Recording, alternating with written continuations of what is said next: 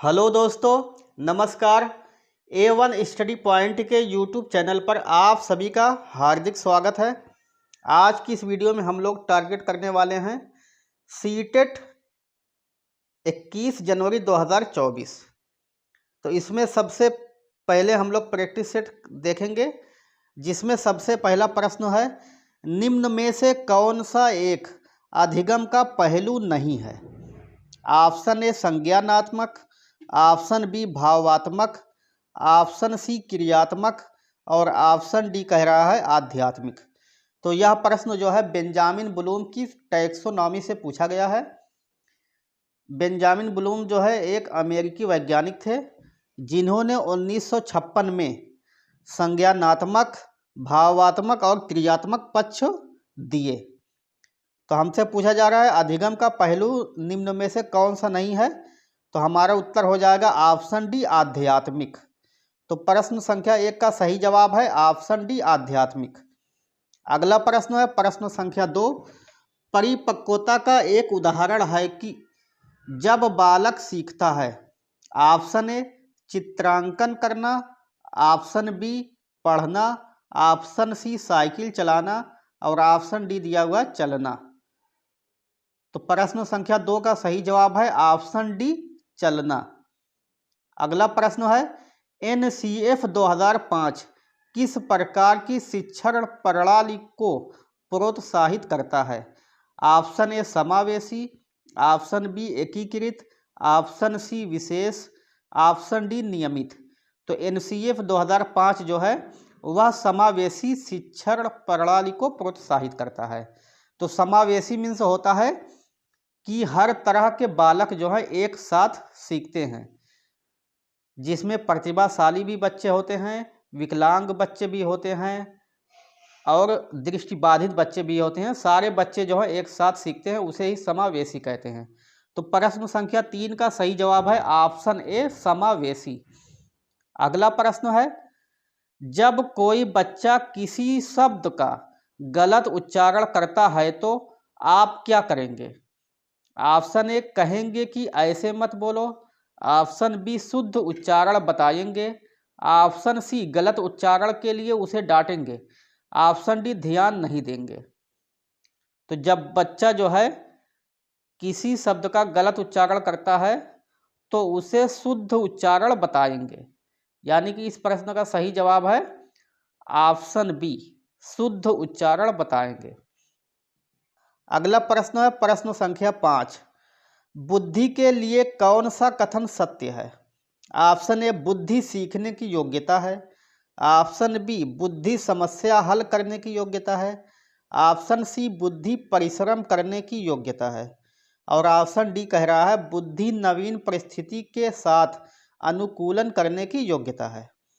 तो इस प्रश्न का सही जवाब है ऑप्शन डी बुद्धि नवीन परिस्थिति के साथ अनुकूलन करने की योग्यता है। अगला प्रश्न है प्रश्न संख्या 6, एक लंबे व्याख्यान को देते हुए अध्यापक को क्या करना चाहिए? तो ऑप्शन ए कह रहा है बीच में विराम लेना चाहिए,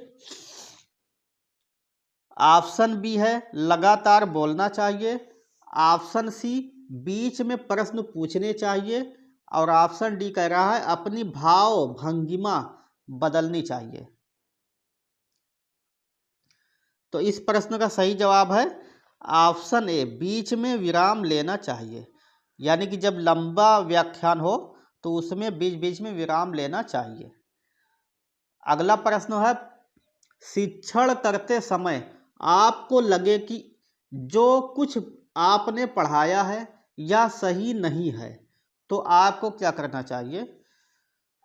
ऑप्शन ए कह रहा प्रकरण अधूरा छोड़ देंगे तथा दूसरा प्रकरण शुरू कर देंगे, ऑप्शन बी है छात्रों से कहेंगे कि गलती हुई और उसे ठीक कर देंगे, ऑप्शन सी है छात्रों का उससे ध्यान हटा देंगे और ऑप्शन डी कह रहा है छात्रों को डांट पिलाएंगे।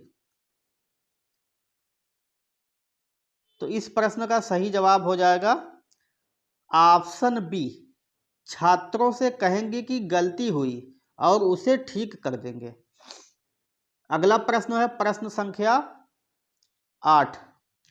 शिक्षण कार्य प्रारंभ करने से पूर्व शिक्षक को ऑप्शन ए छात्रों को खड़ा करना चाहिए, ऑप्शन बी छात्रों को मानसिक रूप से तैयार करना चाहिए, ऑप्शन सी श्यामपट्ट को साफ करना चाहिए और ऑप्शन डी दिया हुआ है छात्रों को चुप रहने के लिए कहना चाहिए। तो इस प्रश्न का सही जवाब है ऑप्शन बी छात्रों को मानसिक रूप से तैयार करना चाहिए।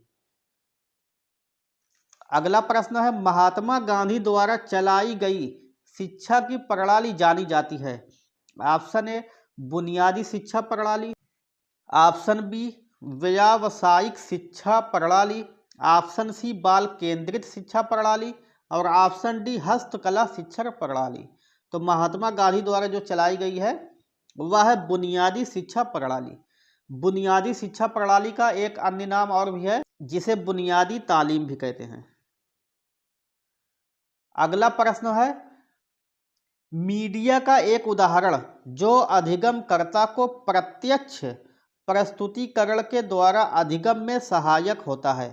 ऑप्शन ए शैक्षिक टेलीविज़न, ऑप्शन बी शैक्षिक प्रसारण, ऑप्शन सी ओवरहेड प्रोजेक्टर और ऑप्शन डी टेलीफोन।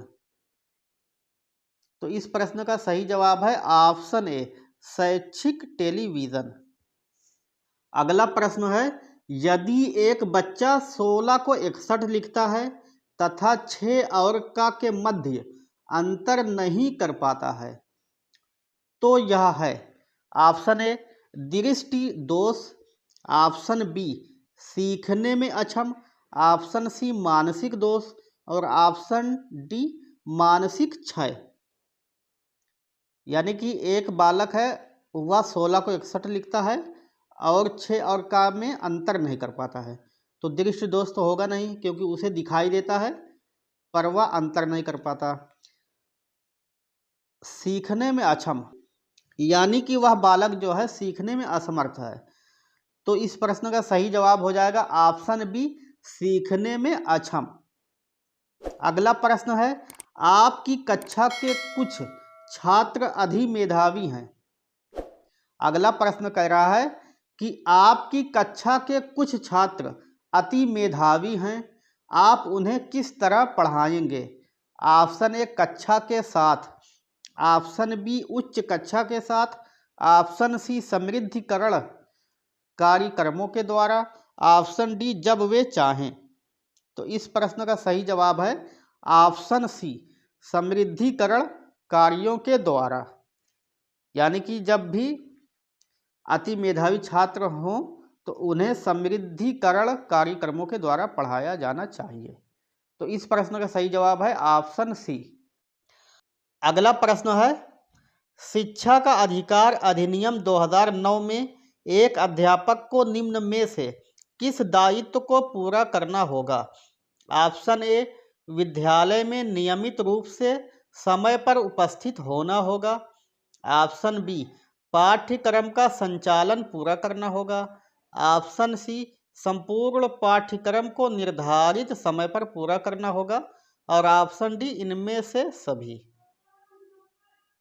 तो शिक्षा का अधिकार अधिनियम 2009 में यह कहा गया कि विद्यालय में नियमित रूप से समय पर उपस्थित होना होगा। यह बात बिल्कुल सही है, यानी कि हमारा ऑप्शन ए भी सही है। और पाठ्यक्रम का संचालन पूरा करना होगा और ऑप्शन बी भी सही है। और ऑप्शन सी कह रहा है संपूर्ण पाठ्यक्रम को निर्धारित समय पर पूरा करना होगा, ऑप्शन सी भी सही है। यानी कि हमारा इस प्रश्न में ए बी और सी सही है, यानी कि हमारा उत्तर हो जाएगा ऑप्शन डी इनमें से सभी। अब अगला प्रश्न आता है प्रश्न संख्या 14।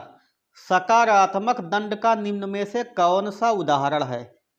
ऑप्शन ए मित्रों के द्वारा उपहास, ऑप्शन बी मित्रों के साथ समय बर्बाद करना, ऑप्शन सी मीन सेख निकालना बंद करना और ऑप्शन डी कह रहा है इनमें से सभी। तो इस प्रश्न का सही जवाब हो जाएगा ऑप्शन ए मित्रों के द्वारा उपहास। अगला प्रश्न है खिलौने की आयु कहा जाता है।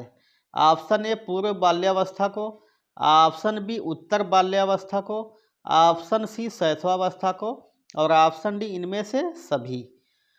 तो पूर्व बाल्यावस्था को जो है खिलौने की आयु कहा जाता है। तो इस प्रश्न का सही जवाब है ऑप्शन ए, पूर्व बाल्यावस्था को। अगला प्रश्न है प्रश्न संख्या 16। वीर पूजा की भावना जागृत होती है। ऑप्शन ए किशोरावस्था में, ऑप्शन बी बाल्यावस्था में, ऑप्शन सी प्रौढ़ावस्था में और ऑप्शन डी इनमें से कोई नहीं। तो वीर पूजा की भावना जो है किशोरावस्था में जागृत होती है। तो 16 का सही जवाब हो जाएगा ऑप्शन ए किशोरावस्था। अगला प्रश्न है प्रश्न संख्या 17। मनोवैज्ञानिक वाइगोस्की कहाँ के थे? Option A Japan, option B रूस, ऑप्शन सी फ्रांस और ऑप्शन डी चीन। तो वाइगोस्की जो है वह रूस के वैज्ञानिक थे। तो इस प्रश्न का सही जवाब है ऑप्शन बी रूस। अगला प्रश्न है मनोविज्ञान की प्रयोगशाला किस मनोवैज्ञानिक ने स्थापित की? ऑप्शन ए स्क्यूरल, option B Spearman, option C Halls और ऑप्शन डी वुंट। तो विलियम वुंट ने 1879 में जर्मनी के लिप्जिंग विश्वविद्यालय में जो है मनोविज्ञान की प्रयोगशाला स्थापित की। तो इस प्रश्न का सही जवाब हो जाएगा ऑप्शन डी वुंट। अगला प्रश्न है प्रश्न संख्या 19। द्वितत्व सिद्धांत के प्रतिपादक कौन है? Option A Spearman, option B James Drever और option C Halls, option D Wells. तो द्वितत्व सिद्धांत जो है वह दिया है स्पीयरमैन ने। तो 19 का सही जवाब हो जाएगा ऑप्शन ए स्पीयरमैन। अगला प्रश्न है प्रश्न संख्या 20। ब्रेल लिपि का प्रयोग निम्न में से किसके लिए किया जाता है? तो ब्रेल लिपि के प्रतिपादक हैं लुई ब्रेल, जिन्होंने दृष्टिबाधित बालकों के लिए ब्रेल लिपि को दिया, जिसमें 6 बिंदुओं पर आधारित होती है। यह लिपि जो है ब्रेल लिपि जो है 6 बिंदुओं पर आधारित होती है। तो ऑप्शन ए कह रहा है शारीरिक निषत्त, ऑप्शन बी दृष्टि बाधित, ऑप्शन सी वाचन बाधित और ऑप्शन डी कह रहा है इनमें से कोई नहीं। तो ब्रेल लिपि जो है दृष्टि बाधित वाले बालकों के लिए प्रयोग की जाती है। तो 20 का सही जवाब हो जाएगा ऑप्शन बी दृष्टि बाधित। तो इस वीडियो को यहीं पर समाप्त करते हैं। आशा करते हैं यह वीडियो आप सभी को पसंद आई होगी।